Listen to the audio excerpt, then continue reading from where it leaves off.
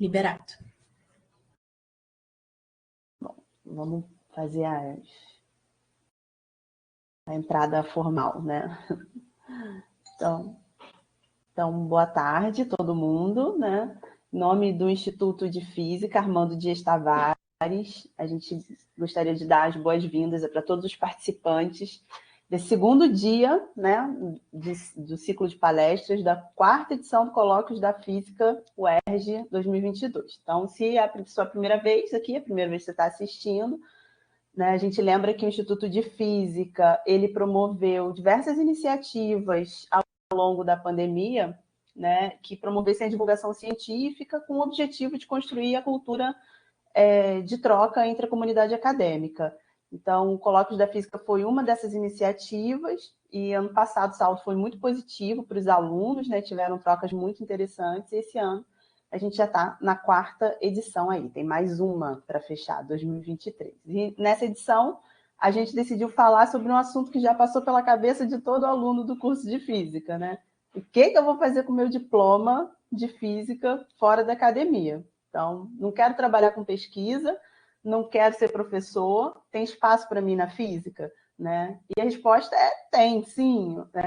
Ontem a gente viu com o Alan, que é perito da Polícia Civil, né, como você pode se inserir dentro da área policial e militar, né? E a gente tem vários outros exemplos, como banco, indústrias, hospitais multinacionais, né? E dá para fazer muita coisa com o seu diploma. Então, hoje a gente vai ter 3 exemplos disso, né? Então, hoje a gente convidou 3 pessoas que passaram pela física e trabalham em 3 áreas diferentes da pesquisa, que não é nem pesquisa nem docência, né? A gente vai falar com um físico médico, um geofísico e uma cientista de dados, né? Então, para a abertura oficial desse segundo dia, gostaria de convidar rapidamente o professor doutor Alan Freitas de Machado, que atualmente é o diretor do Instituto de Física da UERJ, além do idealizador desse projeto. Então, professor Alan, fala. Obrigado, Laís. É um prazer muito grande fazer a abertura oficial desse evento, que eu, sinceramente, eu acho que é a cereja do bolo da minha gestão aqui, né? Eu pedi a ajuda, né, a participação da Laís, do Danilo e da Andréia, que toparam comigo montar esse projeto que eu considero fantástico. É um projeto de divulgação científica, sim, é um projeto de inserção da ciência na comunidade, não só acadêmica, como a comunidade das pessoas que querem conhecer um pouco da ciência. Ciência não é só para cientista, né? Fazer os agradecimentos formais. Como eu falei, agradeço a equipe, a Laís, o Danilo e a Andréia. Agradeço muito meu amigo Jonas, que liberou o Matheus, né, e a Mônica para fazer esse trabalho bacana com a gente, que é de suporte em Libras. E eles, desde o primeiro evento nosso, eles têm acompanhado e têm engrandecido bastante o nosso evento. Isso torna bastante inclusivo esse nosso projeto. Não tem como não agradecer. Ontem tivemos a presença na palestra do Alan, meu xará, Alan também, ex-aluno da UERJ, e eu fiquei muito contemplado, muito feliz de saber também que a professora Franciane e o Richard foram alunos também da UERJ, eu não sei o Matheus, né? De repente o Matheus também foi aluno da UERJ. Eu fico muito feliz de saber disso, que a UERJ avança os muros, né, e projeta as pessoas para a inatividade. O bom do físico é isso. Você encontra físico hoje em toda a área de conhecimento, né, que vai desde controle de qualidade, área médica, né, área humana, enfim, é fantástico o leque de profundidade em que o físico pode estar inserido. Eu tenho certeza que hoje a palestra vai ser a mesa redonda que gira em torno do tema, que é o que eu vou fazer com o meu diploma, né? Aliás, o que eu posso fazer com o meu diploma depois de formado? Isso é uma grande questão. Às vezes o aluno fala aqui para mim, professor, eu levo 4 anos pegando disciplinas mais pesadas que eu possa imaginar, e eu fico pensando, aí eu vou fazer o mestrado, vou fazer o doutorado, vou concorrer para o concurso. É uma linha assim, de evolução na sua carreira. Mas você pode também ir para o mercado de trabalho. Se você é um cara bom de computação, você pode ir, normalmente o físico é bom nisso.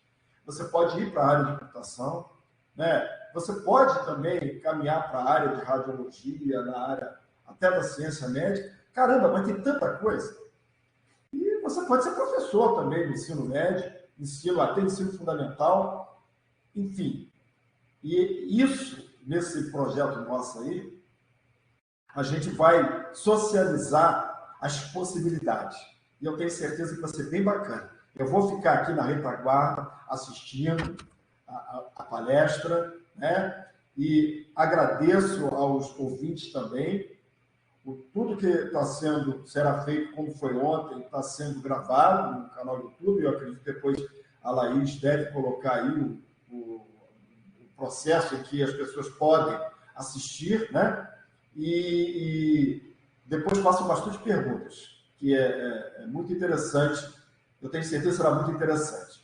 Obrigado, Franciane. Obrigado, Richard. Obrigado, Matheus. E boa mesa redonda. Obrigada, professor. Então, vamos dar início, né, a essa conversa, e aí a gente vai fazer a seguinte ordem, né? Matheus, Richard e Fran, né? Então, para dar início, eu vou chamar aí o Matheus Hilário de Lima, que é fundador da RadioMed Brasil, bacharel em Física Médica pela Universidade Federal de Sergipe, mestre em Tecnologia Nuclear pelo Instituto de Pesquisas Energéticas e Nucleares, tem residência em Física Médica da Radioterapia pela Universidade Estadual de Campinas e MBA em Gestão Empresarial pela Fundação Getúlio Vargas. Então, só algumas informações, cada convidado vai falar com a gente por cerca de 20 minutos, né? Então, a gente vai fechar as câmeras e quando faltar 5 minutos, eu vou abrir a minha câmera. Então, quem está falando, quando eu aparecer, já sabe que faltam 5 minutos, tá? Só para controlar o tempo. E após a fala de todo mundo, a gente vai fazer as perguntas deixadas pelo pessoal no chat e via WhatsApp, né, para a equipe, para mim, para a Andrea e para o Danilo. Lembrando que toda a transmissão conta com a tradução de um intérprete de Libras. Hoje a gente tem Matheus e Mônica, que estão se revezando, e aí quem precisar do recurso precisa fixar a tela do Matheus ali com o íconezinho que aparece no canto superior. Tá? Então, dando início a esse segundo dia de colóquio, então gostaria de convidar formalmente o Matheus para falar um pouco para a gente como é a vida dele de físico médico dentro de um hospital. Seja bem-vindo, Matheus, é um prazer. Obrigado por ter aceitado o convite.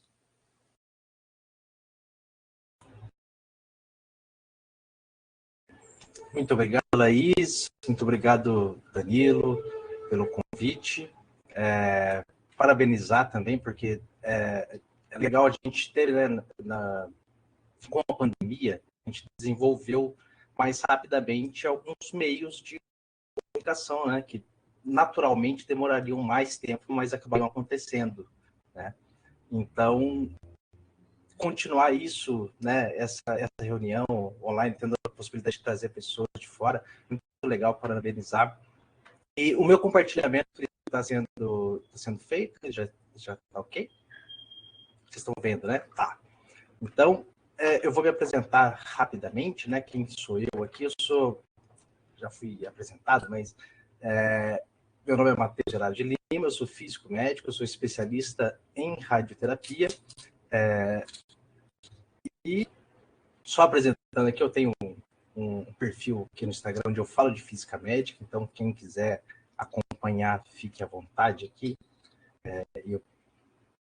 Pode interagir comigo lá também, que eu vou tirar qualquer dúvida de vocês com o maior prazer, tá? Bom, eu sou da cidade de Poços de Caldas, de Minas Gerais, sou mineiro, né? Falar um pouquinho além do currículo ali, né? De acadêmico. Então, Poços de Caldas é uma cidadezinha que fica ali na pontinha, no sul de Minas Gerais, e é uma cratera vulcânica, né? É a maior cratera vulcânica do mundo. Então, lá tem uma geologia própria, né? E tem bastante urânio 238, inclusive foi onde teve a primeira mina de extração de urânio subterrânea do mundo, né? Então, assim, cresci sempre com aquele papo de radiação ali no fundo, né? Alguns mitos que tinham sobre efeitos hereditários, né? Que depois a gente vai descobrindo que não é bem assim, né? Mas a radiação, principalmente depois do acidente de Chernobyl e também aqui no Brasil o acidente de Goiânia, né? Que é o maior acidente radiológico, sem considerar usinas nucleares do mundo, criou-se um tabu muito grande. Então, o medo, né? Eu cresci cercado desse medo aqui na minha cidade, porque lá tem uma radiação de fundo muito alta, né? Tenho 2 filhinhos, o Lourenço e o Joaquim, né? E o Lourenço está um pouquinho velha já, que já está maiorzinho. Fiz graduação lá na UFES, na Federal de Sergipe. Não, o aluno perguntou, né, se eu fiz na UERJ. Não, né? Quem sabe ainda, tem um doutorado para fazer ainda, né? Quem sabe. Então, fiz a minha graduação lá. Apesar de ser mineiro, fui lá para Sergipe, né? 18 anos, sem muito juízo na cabeça. Depois eu emendei mestrado no IPEM, né? Fiz mestrado em tecnologia nuclear. Depois, eu não querendo continuar na área acadêmica, aí eu estava procurando, né, me inserir na parte da física médica mesmo, que é a minha formação, e falei, não, eu quero trabalhar no hospital, né? E aí eu fiz a prova de residência, passei na residência da Unicamp, né? Me formando, eu vim trabalhar em Manaus, que é onde eu trabalho hoje, né? Eu trabalhei 1 ano em Campinas e Piracicaba, trabalhava em serviços que não tinham tecnologia, né? Então eu quis vir para cá, principalmente desenvolver essa parte. Então, que é uma cidade de 2 milhões de habitantes e tem 2 serviços muito bons que dispõem de bastante tecnologia. Então, foi uma escolha para a evolução, né? Chegando aqui, apesar de ser área de radioterapia, eu percebi também uma oportunidade de investir na área de radiodiagnóstico, que eu vou falar mais, mas que é outra área em que o físico médico pode atuar. Então, eu abri a empresa, a RadMed Brasil, que a gente faz radioproteção e controle de qualidade, principalmente aqui no estado do Amazonas, mas a gente atende também muito norte, às vezes até ali no Tocantins, a gente vai para alguns lugares. E fiz, já que eu não sabia nem o que era uma empresa, né? Então eu fiz ali um MBA em gestão empresarial para conseguir gerir melhor a minha empresa, né? Bom, pessoal, essa introduçãozinha rápida, né? Agora, voltando aqui, antes de começar a falar sobre a física médica, eu queria até pegar, o Alan chegou a comentar, né? Como que o físico pode se inserir em diversas áreas, né? E ter uma atuação excepcional, né? E daí vem a pergunta que eu sempre gosto de fazer, que é por que quem se forma em física é foda, né? Por que isso acontece? Bom, quando a gente está fazendo mecânica quântica, a gente se depara com as equações malucas, e você está estudando, você vira a noite estudando, e você fala, quando que eu vou utilizar isso na minha vida? Né? Quando que eu tenho que ir tão fundo nisso daqui? Claro, quem seguir a área acadêmica, for ensinar, for pesquisar, né? Pode continuar nessa vida louca, mas para algumas pessoas como eu, isso daqui eu não quero nunca mais ver na minha vida, né? Então, mas por que isso é importante? Porque curso de física tem tudo isso, né? Porque isso dá uma capacidade da gente de resolver problemas complexos, né? E quando a gente resolve esse tipo de coisa aqui, que a gente sai para a vida profissional, para trabalhar na física médica, para trabalhar em banco, para trabalhar não sei aonde for, os problemas são muito mais simples de serem resolvidos e a gente tem, então, uma capacidade intelectual que a gente desenvolveu para resolver esses problemas e ajudar a empregar esse desenvolvimento que a gente teve em outras áreas, né? Então, na minha visão, é por isso que o físico é foda, né? Porque vira noite lá, né? Resolvendo lista, pegando lista com o colega, né? Sempre tem aquele colega que que é um gêniozinho da sala, né? Se não tiver ele, se uma turma não tiver ele, não tem o equilíbrio da empresa para que se formem os outros alunos. Tem que ter um gêniozinho na sala, tá? Vocês sabem o que eu estou falando. Se você não sabe o que eu estou falando, provavelmente você é o gêniozinho da sala. E aqui todo mundo feliz estudando, né? Isso aqui não é muito bem o que a gente espera da física. Isso aqui sim é o que um estudante de física faz para estudar para as provas, né? Resolvendo lista e tirando. Hoje em dia eu não sei se tira xerox ou se vocês veem pelo celular, mas na época tinha um mundo de xerox. Perdão, inclusive da lista de quem, do gêniozinho lá, né?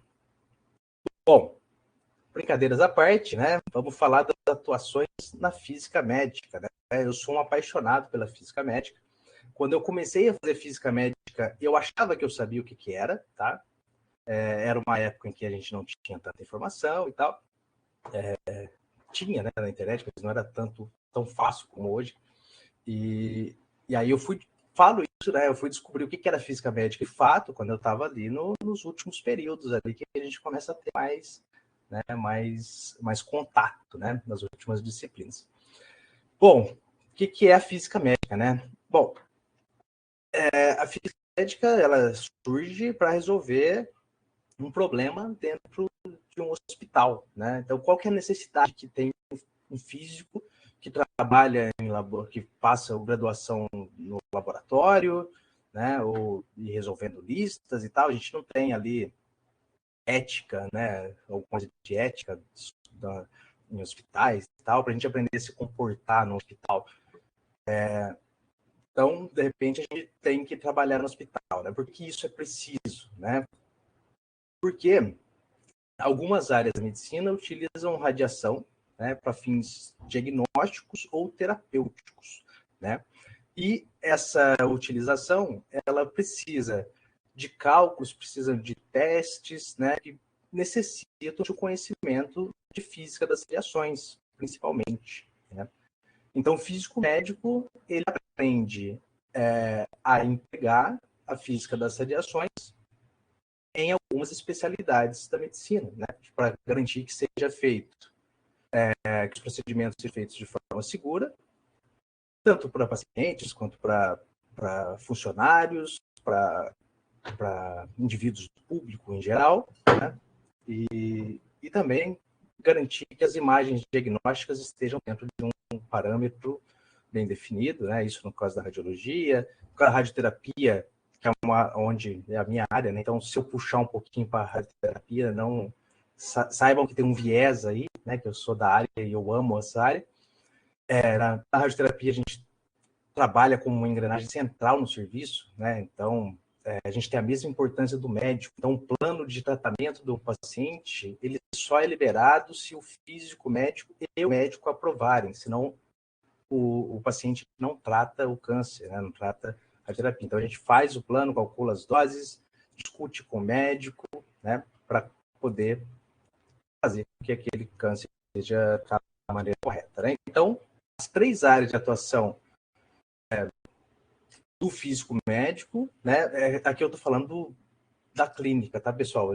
Claro que existe a pesquisa, né? Aqui é realmente trabalho dentro do hospital, né, na rotina tem a área de vigilância sanitária também, que o físico pode atuar, né? Tem até uma residência nisso. Então, radiologia, medicina nuclear e radioterapia são as 3 principais áreas de atuação do físico médico, né? E qual que é o papel do físico médico nessas áreas? O que o físico médico tem que fazer e por que ele é importante, né? Bom, a primeira função que o físico médico pode ter na área é de supervisor de proteção radiológica, tá? Então, são 2 funções que a gente pode exercer qualquer uma das 3 áreas. A gente pode dividir em 2. Primeiro, supervisor de proteção radiológica, tá? Qualquer hospital que tenha radiodiagnóstico, que tenha medicina nuclear, ou que tenha radioterapia, tem um supervisor de proteção radiológica. Pelo menos é para ter, né? Se for na radiologia, não necessariamente vai ser um físico, tá? As normas brasileiras, elas são menos rígidas com relação à radiologia, então técnicos, tecnólogos podem ser, médico também, né? O ideal seria que fosse só o físico médico.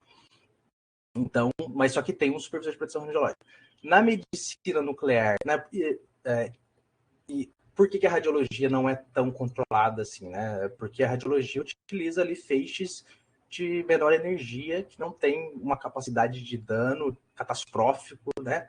Então é mais tranquilo. Para medicina nuclear e para radioterapia é mais controlado, tem que tirar o título da CENEM de supervisor de proteção radiológica, né? A certificação da CENEM.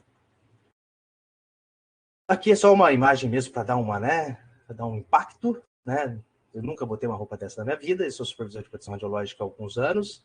Então, o que é supervisor de proteção? Qual que é a função do supervisor de proteção radiológica? É garantir a segurança, né, de todos os envolvidos naquela prática que envolve radiação ionizante, né? Aqui coloquei de maneira mais ampla, mas só que em cada uma das normas específicas da CNEM das áreas, tem lá as atribuições, várias atribuições do que o supervisor de proteção radiológica tem que garantir naquele serviço, mas em geral é tudo voltado para que seja feito de modo seguro aquele procedimento, aquela prática, né?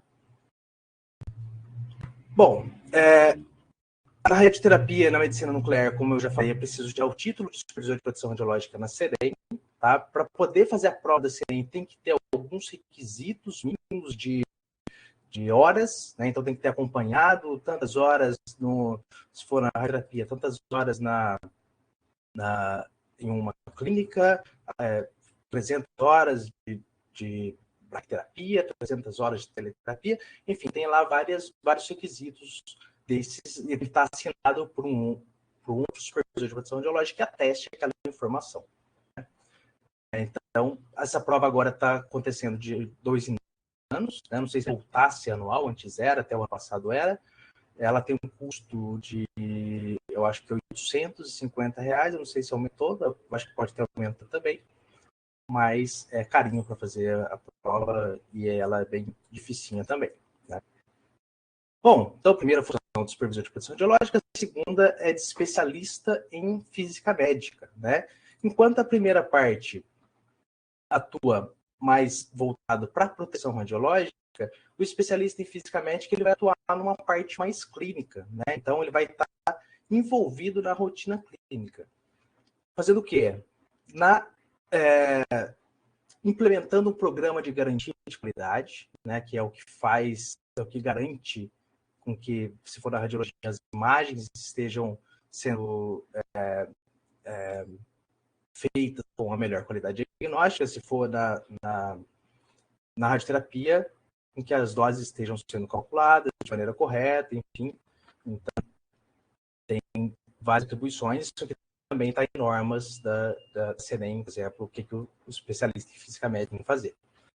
Bom, para ser um especialista em física médica, um caminho é tirar o título da ABFM, né? Então, a ABFM é a Associação Brasileira de Física Médica, ela é uma associação, ela não é um órgão regulador, né? Então, alguns podem dizer, mas isso aqui não vale nada, né? E eu digo que vale porque os hospitais enxergam um valor nisso daqui, né? Então, não tem valor legal? Não. Mas só que se você tem um título da ABFM, vários hospitais eles colocam isso como requisito para a tratação.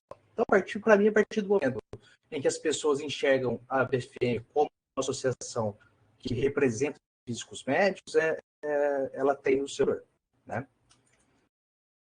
E a CENEM, inclusive, aceita como especialista quem tem o título da ABFM. Tá? Também para ser, qual é o caminho, né, que se tem oficial, né, legal, assim, é fazer a residência de física médica. Então, o especialista de física médica também é aquele que fez a residência em física médica. O que é essa residência?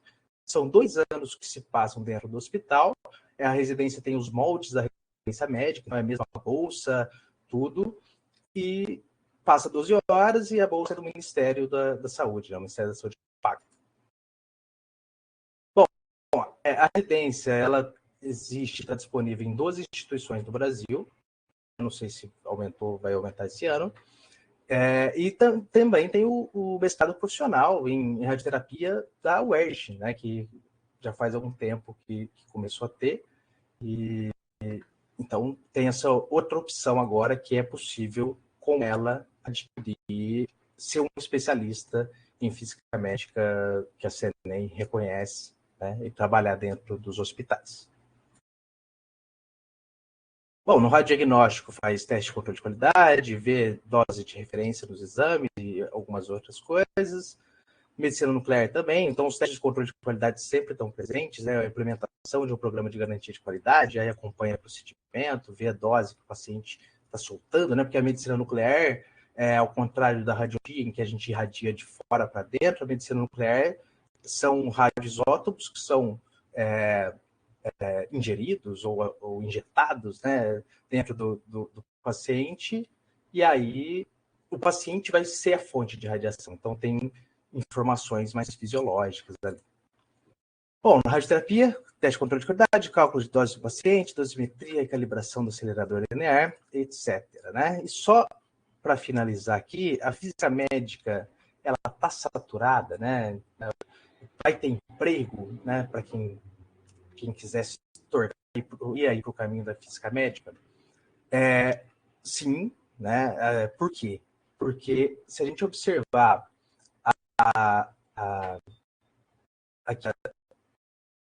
os gráficos, né, a pirâmide, a gente vai observar que nos próximos anos a população envelhecer, ela vai envelhecer muito. Então, aqui em 2013, que tinha uma quantidade maior de pessoas, e em 2040 a gente vai ter mais pessoas aqui, entre 45 anos para frente, né?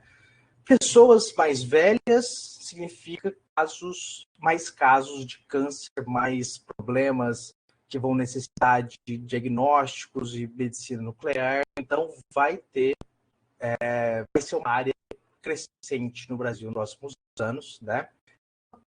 E a gente tem aí diversos fundos de investimento que estão investindo na oncologia, na radioterapia no Brasil, né? A gente teve o IPO da Oncoclínicas no ano passado, ou 2 anos atrás, a pandemia dá uma bagunçada na cabeça, né, em termos de tempo, né? Mas teve o IPO da Oncoclínicas, e que é uma rede de hospitais, né, vai comprando hospitais de radioterapia e oncologia, já esperando que vai ter que dar conta dessa quantidade de pessoas que vão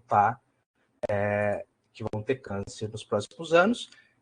Não à toa, pensando nisso, né, a Sociedade Brasileira de Radioterapia, por exemplo, ela lançou esse relatório, que é o relatório RT 2030, que foi inclusive apresentado e discutido com representantes do Ministério da Saúde, que aponta alguns problemas que, se forem resolvidos, a gente vai ter o caos de saúde pública no Brasil nos próximos anos, porque vai aumentar muito a quantidade de pessoas com câncer, né? Aqui falando especificamente da radioterapia, e a gente não vai ter conta de atender essa demanda, né? Então, quais são os problemas disso? Tem fila de espera, dependência do SUS, né? Isso por uma questão socioeconômica da população, né? Que depende do SUS para tratar. A gente tem 50% da quantidade de máquinas indicadas pela OMS para tratamento do câncer, né? Então, tem espaço para crescimento de novas clínicas, que vai ter que dar conta dessa demanda, né? A gente tem equipamentos obsoletos, aqui é do censo da terapia de 2018, que mostrava que do total de quantos aceleradores estariam obsoletos, né, no ano de 2022, né? Então, 2022, metade de 2022, esse ano, né? Tanto no SUS, né, quanto no total, que quase 50% dos aceleradores já deveriam ter sido trocados, de acordo com o fabricante. Então, tem esse problema, tem escassez tecnológica, vai ter que, né, implementar para ter novas técnicas, vai ter que trocar os aceleradores. Então, assim, vai ter bastante oportunidade na e em outras áreas também, por conta desse envelhecimento populacional. E só mostrando aqui, nesse mesmo relatório, ele mostra quantos projetam, quantos físicos precisar. Hoje em dia tem 593, pelo menos em 2020, e estima-se que vai precisar de 1.060, né? Não sei se parece pouco, né? Mas se for pensar até agora só tem 593, se a gente dobrar esse número em 10 anos, né? A gente tem que aumentar a quantidade de pessoas se formando em física médica, fazendo o residência, mais programas de residência, etc. Né? E só para finalizar, com uma frasezinha que eu sempre coloco aqui, é que não sou nada, não posso querer ser nada, a parte isso, em todos os sonhos do mundo, do Fernando Pessoa, que sonhar a gente pode, né? Então, para dar uma inspiradinha, e só reforçando, tem ali o meu Instagram. Quem puder, quem quiser seguir, vou ficar muito feliz. E lá eu conto quanto que o físico médico da radioterapia ganha, por exemplo, tá? Então é só ir lá conferir. Tudo bem? Muito obrigado, pessoal.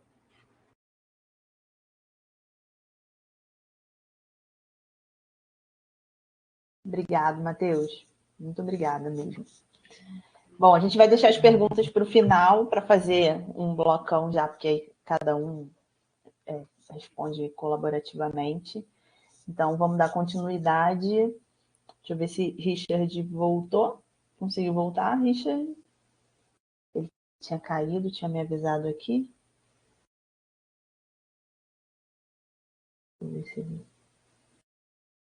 voltou. Acho que voltou. Está escrevendo ali.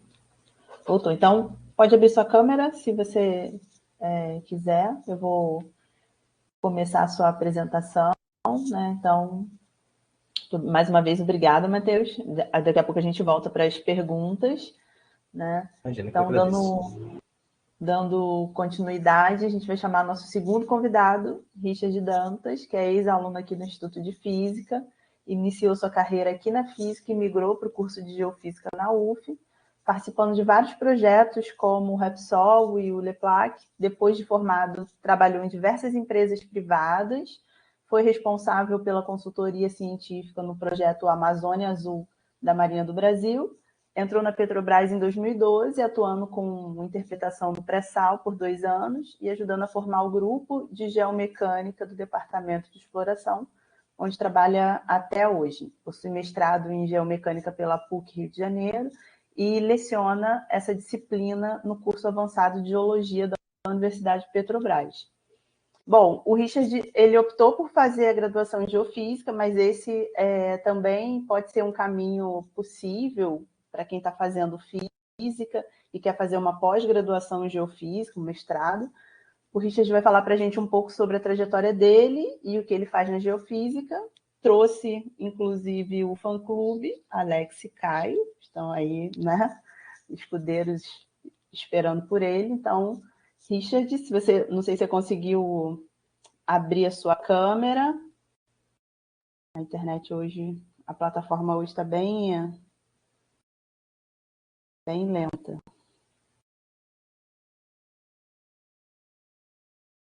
Ele vai sair e entrar. Ele vai sair e entrar novamente, Laís. Mas tá ruim para mim também.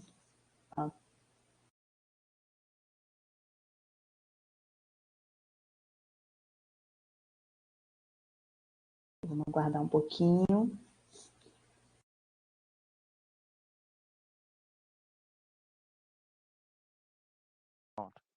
Vou seguir aqui. Então, vai lá, Richard. Bem, boa tarde, pessoal. Eu ouvi tu falou do Alex, do Caio, né? Tá o pessoal todo aí, né? Os alunos também. Boa tarde, todo mundo aí, gente. Bem, a minha trajetória, né? Assim, eu gosto de colocar como marco justamente a minha formação na UERJ, né? Apesar de ter trancado o curso, né? Acho que eu cursei equivalente a 2 anos ou 3 anos, né? Eu cheguei a trancar o curso e depois ir para a Geofísica na UF, né? Isso em 2006, tá? Aí acho que eu fiquei 1 ano tentando fazer as duas e trabalhar ao mesmo tempo e tal. mas acabei indo para geofísica na UF. Depois de ter me formado em geofísica na UF em 2010, passei 2 anos aí trabalhando em alguns projetos e tal. Inclusive, integrei, né, esse projeto da Amazônia Azul. Né, não cheguei a, a, a ter um protagonismo, né, eu era da equipe de técnicos e cientistas que ajudaram nesse projeto. Entrei na Petrobras em 2012 e acabei, assim, podemos dizer, tendo essa formação como geomecânica, que eu já vou explicar para vocês, em 2014. Em 2019 fiz meu mestrado, tá? O que é a geomecânica? Né? A geomecânica é uma área do conhecimento que utiliza a física, né? A física clássica, e a ciência dos materiais para tentar otimizar a produção de recursos naturais. Né? No nosso caso aqui no Brasil, evidentemente, a gente está falando de petróleo, né, de hidrocarbonetos. E também, né, que é a área onde eu mais atuo, é a redução, né, de riscos das operações. É impedir que o poço de petróleo que está ali venha a ter alguns problemas, tipo, sei lá, explodir, né, ou coisa do tipo. Né?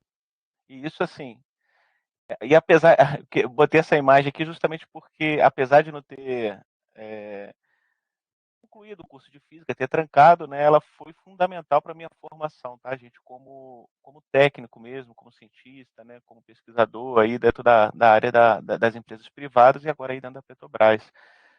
Porque a própria arquitetura do prédio da Petrobras, se você pensar, uma universidade que permite você ter um contato com vários cursos, né, em diferentes andares, né? Então isso força uma certa interdisciplinaridade, né? Porque é muito próximo você tá, por exemplo, do pessoal da geologia, você está perto do pessoal da humanas, né? Só mudando os andares, né? Então quando você se integra dentro das atividades discentes da universidade, você acaba tendo uma expansão do seu campo, do seu entendimento a respeito do que vem a ser a ciência, a respeito de como você pode atuar no mundo. Tá?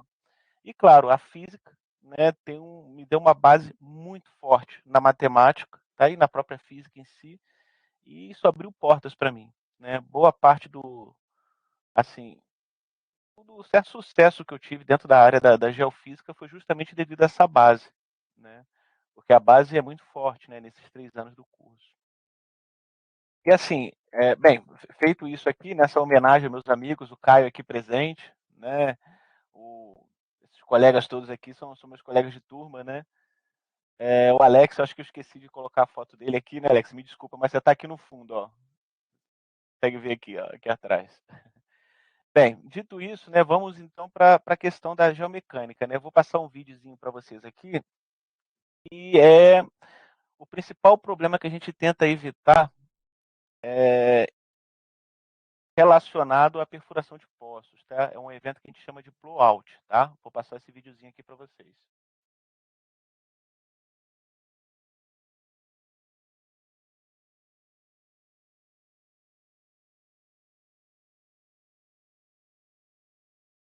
Tá? Que evento é esse? Quando a gente está perfurando poço de petróleo, pode vir a acontecer da gente encontrar bolsões de gás, bolsões de água superpressurizadas no subterrâneo, em profundezas, né? Caso o poço venha a encostar, né, justamente essas estruturas, a gente pode ter problemas ambientais e até problemas de vida, perda de vida humana envolvida. Então a geomecânica ela atua justamente para poder predizer aonde problemas como esse pode vir a aparecer, né, para a gente conseguir otimizar nossos recursos, contornar esses problemas, né, e evitar danos ambientais e de vidas humanas, tá? Então essa é mais ou menos assim um objetivo da geomecânica na parte que eu atuo, tá? Bem, então assim, eu trabalho exclusivamente com poço de petróleo, né? E isso é um investimento muito caro, né? Você explorar o petróleo, né? Cada poço exploratório, né, tem em média cerca de 150 milhões de dólares, tá? E demora 90 dias para sua perfuração. Então isso dá o quê? Quase que 1 a 2 milhões por dia. Né? Você está numa sonda perfurando poços de petróleo, né? Então cada dia você está tirando 2 milhões para poder se manter ali. É o que a gente chama de custo de sonda. Né? Então assim, nosso interesse né, durante essa perfuração, visto esses custos elevados e esse tempo de 90 dias. Hoje, inclusive, antes, o primeiro poço que a gente deu ali no pré-sal, né, demorou cerca de 2 anos para ser perfurado, né? Então esse tempo tende a diminuir, tá? Então, nesse processo de tentar diminuir o tempo de perfuração e otimizar os custos, né, a principal preocupação que a gente tem é essa aqui, ó. Buscar zero acidentes, buscar zero vazamentos de petróleo no fundo do mar e a redução que viria sendo a pegada de carbono, tá? A gente sempre quanto mais a sonda fica lá perfurando o poço, ela vai emitindo, né, certos tem emissões de carbono, de gás, né? Queima os gases do flare e tal. Então a gente tenta, quanto mais rápido a gente for um poço, menor essa redução, né, na pegada de carbono. E a gente também tenta, na geomecânica, otimizar o próprio custo do poço. Através das contas que eu vou mostrar para vocês aqui, a gente tenta reduzir esse tempo de perfuração do poço, como a gente vê, a 1 a 2 milhões por dia ali, nesses 3 meses. Busca furar poços mais baratos, sempre pensando em proteger o meio ambiente e as vidas humanas envolvidas, né? E prever os problemas operacionais e geológicos, né? Porque quando a gente prevê esses problemas, a gente já fica com os equipamentos na sonda de perfuração para caso venha a encontrá-los, a gente possa contornar todos esses desafios, tá?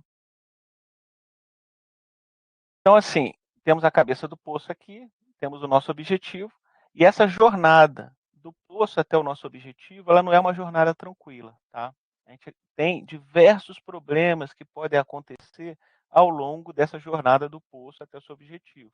Um dos problemas é aquele do videozinho que eu mostrei para vocês, que é você ter o que a gente chama de blowout, pegar uns bolsões de gás e o negócio explodir, né? Outros é o quê? O cara está perfurando e você pode prender o poço lá embaixo, né? Imagine que você está furando a sua parede com uma broca e a broca agarra na parede, né? A gente tem esses problemas também quando a gente está tentando chegar no nosso objetivo lá, que é o reservatório de petróleo. Fora esses, tem diversos outros problemas, tá? E esses problemas, eles estão exclusivamente associados com a rocha que vai ser perfurada, com a geologia que vai ser perfurada, tá? Esse desenho que eu coloquei aqui para vocês, o verde é como se fosse lama, folhelho, tá? Esse amarelinho é uma areia, que às vezes a gente encontra, tá? E esse grande azul aqui são os diáperos de sal que a gente encontra na Bacia de Santos, que às vezes chega a 2 quilômetros de altura. Então, durante essa jornada do poço até o seu objetivo, tem esses problemas associados à geologia. E a geomecânica tenta prever esses problemas através do conhecimento dos materiais que vão ser perfurados e utilizando bastante física, tá? Só que para poder enxergar justamente esse cenário aqui, porque o poço a gente não, é uma linha, né? Então, para poder enxergar justamente esse cenário, ver a areia, ver o folhelho, ver o diápero e tal, a gente tem que utilizar métodos de investigação geofísica. O método de investigação geofísica mais usado é justamente qual? A sísmica de reflexão. O que é isso? A sísmica de reflexão, basicamente, ajuda a gente a ver a geologia, a rocha que vai ser perfurada. Como é que ela funciona? Ela tem uma emissão acústica, que pode ser um explosivo, uma bomba de ar comprimido, tá? Ou um dinamite. Antigamente o pessoal cavava um buraco, botava dinamite. Você explode. Nessa propagação das ondas, é registrado, né, justamente por sensores. Esses sensores buscam justamente transformar o som que chega a eles em imagem. E isso é feito através de conhecimento de equações físicas. Tá? É a etapa de processamento sísmico. A gente utiliza equações de propagação de ondas compressionais, que a gente chama de onda P, tipo ondas sonoras, só que em materiais, e tenta conhecer o tempo que essa onda chega até o nosso sensor. Através do conhecimento do tempo que essa onda chega até o nosso sensor, a gente vai tentando posicionar o que a gente chama de eventos geológicos. Porque, ó, explodiu aqui, então a gente teve uma reflexão da onda acústica chegando aqui no sensor. Conhecendo a velocidade do meio, a gente vai ter o quê? Ó? Tem o tempo e tem a velocidade do meio, a gente consegue posicionar no espaço o que viria a ser essas ondas sonoras, né, que chegam ali nos sensores, tá vendo? E a gente usa isso aqui para tentar enxergar a nossa geologia, né? A imagem que a gente obtém é algo parecida com isso aqui, ó. Estão vendo? Cada linha branca, linha preta dessa aqui, branco para o preto, é como se fosse uma senoide, tá? Lembra da senoide? Então, o pico é como se fosse o pico, a cor preta, e o branco é como se fosse o vale da senoide. Então, isso aqui são o quê? São vários perfilzinhos de onda juntinhos um com o outro, de maneira que forma essa imagem que vocês estão vendo aqui. Tá? Essa imagem, né, é interpretada, pode ser por geólogos ou por geofísicos, de maneira a começar a entender a geologia que está em subsuperfície ali. Tá vendo? É muito, assim, quem trabalha comigo ali existem quando eu falo geofísico, não necessariamente é de formação em geofísica. Eu tenho 3 colegas que trabalham comigo que são físicos e trabalham no processamento para poder produzir essas imagens que vocês estão vendo aqui, tá? Só para deixar esse detalhe assim, né? Então, assim, a gente interpreta isso, produz essas imagens geológicas e tenta interpretar. Tipo, olha só, isso aqui lembra o quê? Uma camada dobrada, tá vendo? Ó, uma camada dobrada aqui. A camada veio e formou uma dobra. Isso aqui é uma seção. Então, com isso aqui, a gente começa a entender a geologia que o poço vai atravessar e começa a prever os possíveis problemas que você pode ter nessa sua jornada do poço, da sua cabeça do poço até o seu objetivo. Tá? Para vocês terem uma ideia, essa onda sonora que chega aí no seu sensor, a escala dela é essa aqui. Ó. Ou seja, cada, é, cada pico aqui, o pico da senoide aqui, tá vendo? Ela possui cerca de 10 metros. Então, quando a gente olha aquela nossa imagem aqui, ó, que eu mostrei para vocês, cada linhazinha pretinha que vocês estão vendo aqui, ó, estão vendo? Cada linhazinha branquinha dessa tem cerca de 10 a 15 metros de espessura, tá? Então, vocês estão vendo aqui o tamanho, né, da profundidade de investigação. Né? Aqui, né, que eu mostrei para vocês o exemplo. Qual é o problema? O problema é que, como a resolução desse método é baixa, muitas vezes estruturas como essa que eu estou mostrando para vocês aqui, ó, ficam invisíveis para o nosso método. Tá? Porque isso aqui tem menos de 10 metros. Então, isso aqui não vai ser visto pelo nosso método de investigação. Então, a gente sempre tem que ter isso em mente na hora de predizer os problemas que a gente vai ter, né, durante a perfuração dos poços. Isso é o quê? Isso aqui é uma estrutura que a gente chama de falha geológica, tá vendo? Quando o cara vai botar o poço aqui, né, o que acontece? Ele vai atravessar uma rocha mais fraquinha aqui, e isso pode vir atrapalhar a perfuração do poço. Tá? Existem outros problemas associados, isso é só um exemplo. Tá? Então, nós temos a nossa jornada do poço, como mencionei para vocês, os possíveis problemas que a gente vai ter durante a perfuração, sempre associadas à geologia, tá?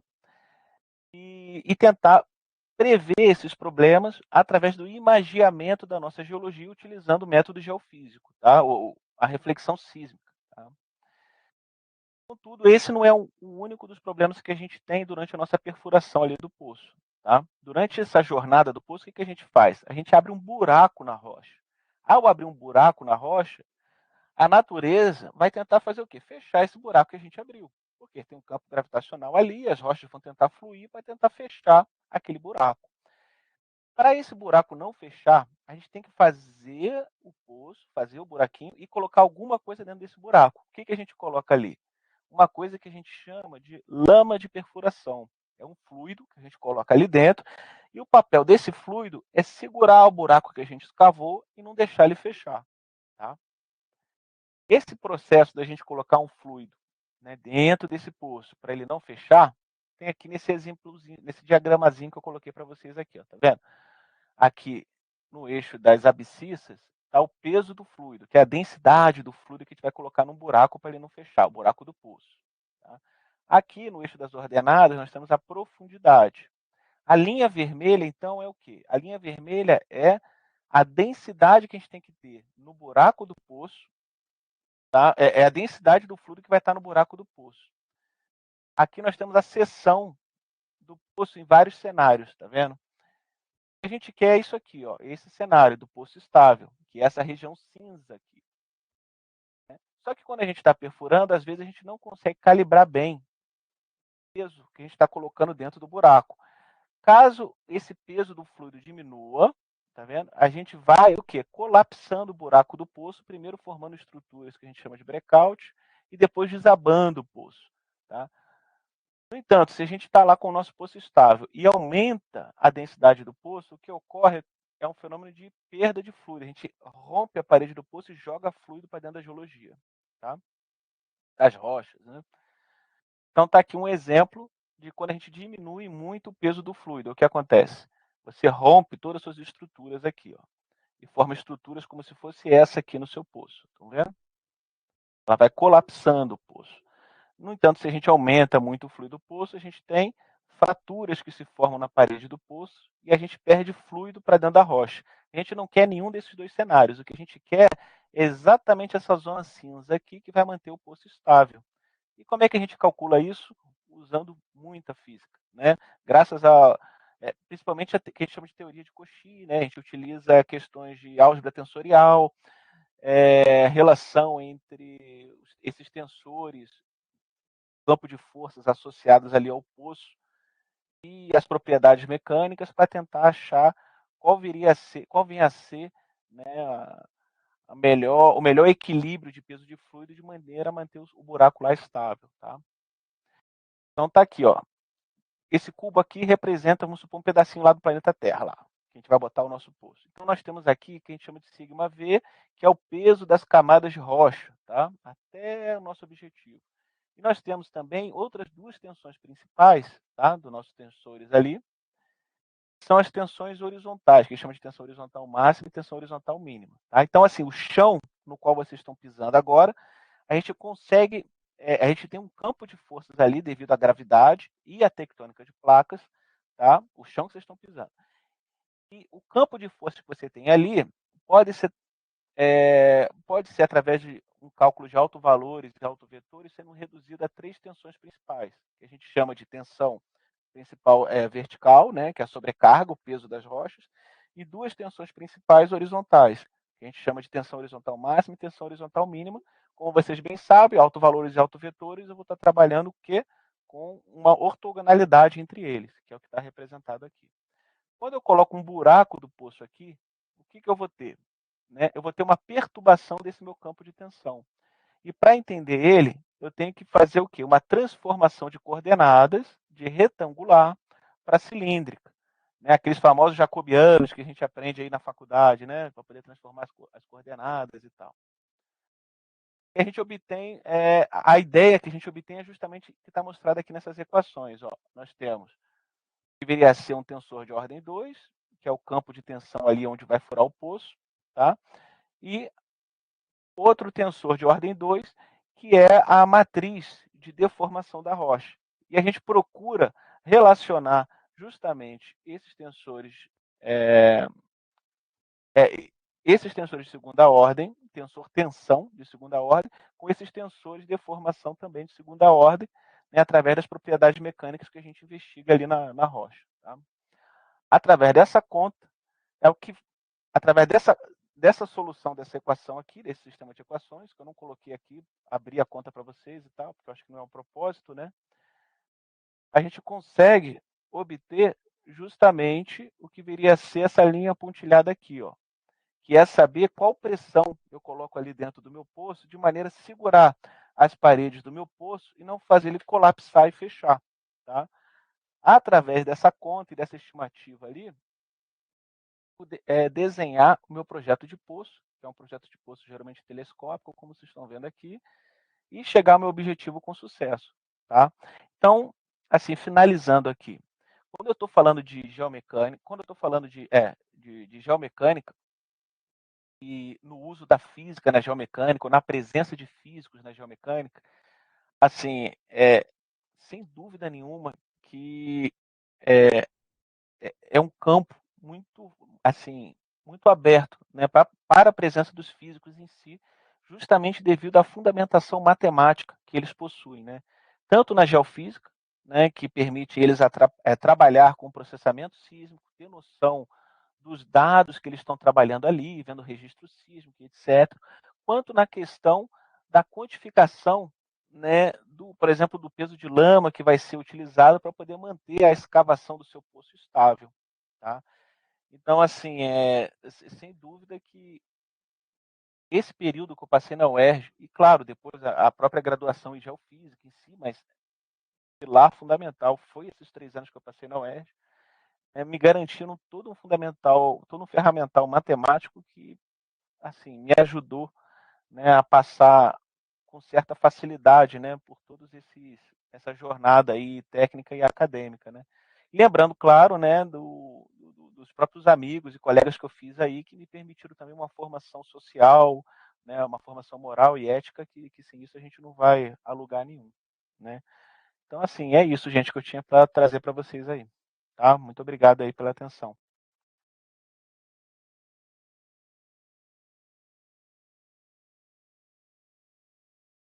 Voltei. Muito obrigado, Richard. Olha, estamos aliviados de saber que o Jacobiano serve de fato para alguma coisa e não só para atormentar a gente. Vimos talvez a única foto do Aníbal com alunos. Então, assim, você tem várias relíquias, né?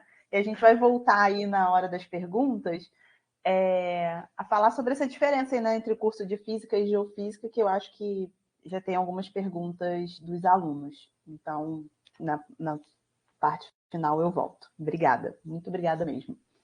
Nada, obrigado a vocês. Então, vamos lá começar a chamar a nossa próxima